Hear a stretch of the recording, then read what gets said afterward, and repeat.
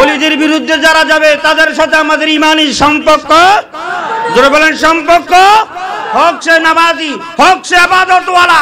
মনে রাখবেন ইবাদত করো জান্নাতে যাওয়ার গ্যারান্টি। হ্যাঁ বন্ধু, কেন আমরা জিকির করব না? সাইয়েদনা হযরতে ঈসা আলাইহিস সালামের যুগে এক পাগলা, যে তো এটা পাগলার স্মরণের মাহফিল, পাগলার ওয়াজ আমরা শুনতে চাই কি চাই না? কোন পাগলা হও যে পাগল হইলে দুনিয়া ও আখিরাতের পয়দা হয়ে যাবে।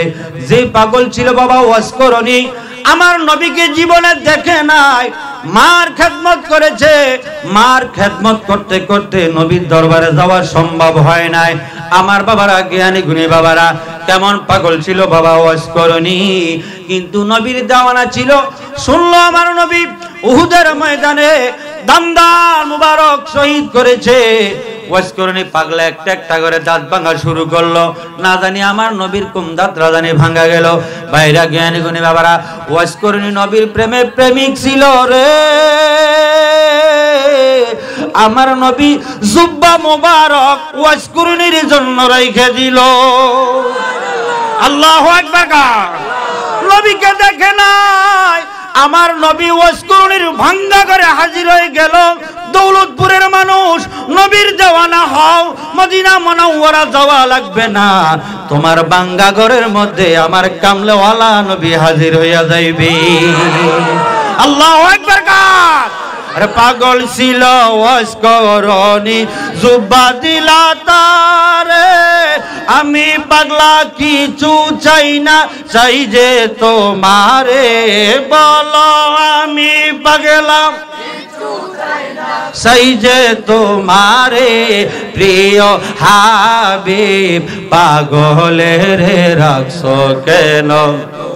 বলো প্রিয় হাবিব পাগলের রাখছো কেন? পাগল ছিল কুতুব শাহ তোমারি প্রেমে, সেই কুতুব শাহর মতো আমায় বানাও মোরে। কথা বলেন ঠিক কিনা? নবীর প্রেমের পক্ষে ছিল বিজয়। ইন্তেকালের পরও কবরের মধ্যে জিন্দা বাবা আলতাবালিশা জিন্দা, যারা নবীর রঙে রঙিন হয়ে যাবে, এই মাটি তাদেরকে ভক্ষণ করতে পারবে।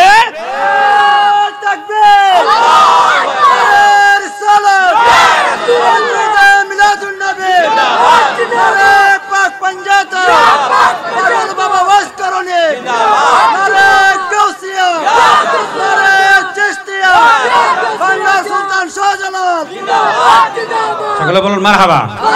নবীর পক্ষে থাকলে এই দেহ মাটি বক্ষণ করার ক্ষমতা, জোরে বলেন ক্ষমতা।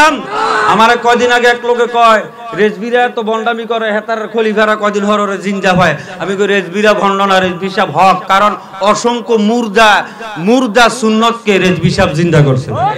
কথা কোন ঠিক কিনা? জোরে কর। বলে যারা নবীর পক্ষে থাকবে তারা মরা না জিন্দা? আরে সাধারণ মানুষও তো মরা নয়। কথা কয় না কার? জোরে কর। আজকে বলে আমাদেরকে ওলি আল্লাহর কাছে কেন যাও? তারা ময়রা শুইয়া হুইয়া রইছে। এই তুই মারা গেলে তোর কবরের পাশে কেউ যাবে না।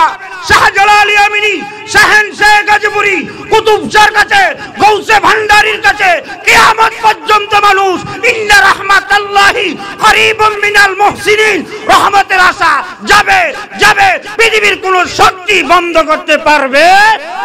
জোরে বলেন পারবে? অতীতে যারা আল্লাহর ওলিদের মাজারে হামলা করছে, আল্লাহ তাদেরকেও শান্তি দিছে। জোরে বলেন দিছে। তারা মনে করছে মাজার ভাঙ্গা বেদাত শিরিক বন্ধ করব। এই দেশে শিরিক বেদাতের বিরুদ্ধে ছিল আল্লাহর ওলিরা। সুফিবাদরা ইসলাম প্রচার করেছে, লক্ষ লক্ষ বেঈমানকে মুসলিম করেছে। শাহজালাল ইয়ামিনী যখন বাংলার জমিনে এসেছে মুসলমান ছিল না, শাহজালাল ইয়ামিনী মুসলিম করেছে। আজকে যাদের অবদানে তোমরা পাড়ায় পাড়ায়, মহল্লায় মহল্লায় টঙ্গি ব্যবসা দিয়া মাদ্রাসার নামে আমার নবীর বিরুদ্ধে কথা বলাও, নবীর শান ও মানুর বিরুদ্ধে যাও, জানো এগুলো সব কার অবদান? একমাত্র আল্লাহর ওলিদের অবদান। কথা কোন ঠিক কিনা? সে ওলি আল্লাহদের পক্ষে আমরা থাকতে চাই কি চাই না? জোরে বলেন চাই কি চাই না?